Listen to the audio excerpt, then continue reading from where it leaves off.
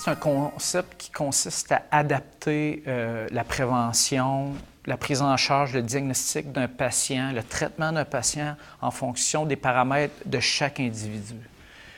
Puis vraiment, la médecine personnalisée a pris tout son sens en oncologie, mais particulièrement en oncologie pulmonaire, en particulier dans les 15 dernières années, où on s'est rendu compte que chez certains individus, les caractéristiques génétiques d'une tumeur pouvaient nous permettre d'adapter le traitement de façon spécifique à chaque type de tumeur. Donc, ce que ça implique, c'est par exemple un patient qui va être opéré ou diagnostiqué avec une tumeur maligne pulmonaire. On va faire une analyse de cette tumeur-là en pathologie moléculaire.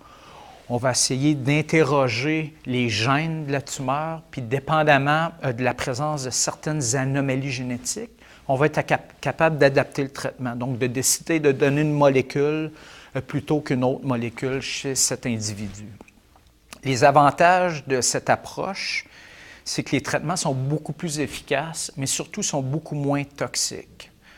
Donc, pour un patient donné, par exemple, on va lui éviter des effets secondaires qui étaient souvent non négligeables avec les traitements de chimiothérapie conventionnelle. Actuellement, en oncologie pulmonaire, on est capable d'identifier des mutations propres à chaque individu, chez un individu sur 5.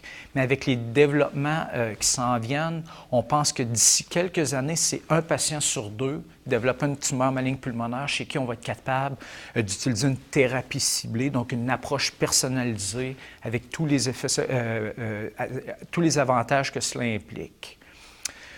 Une autre découverte importante des dernières années en lien avec la médecine personnalisée, c'est notre capacité maintenant à adapter le traitement en fonction de l'évolution de la tumeur. Donc, on sait que les tumeurs pulmonaires vont développer des résistances au traitement.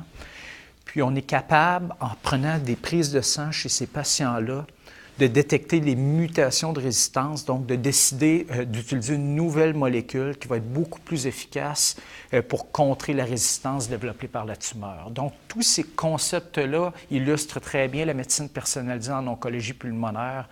Puis, je pense que ça a littéralement changé la vie des patients, mais également la vie des médecins qui doivent traiter ces patients.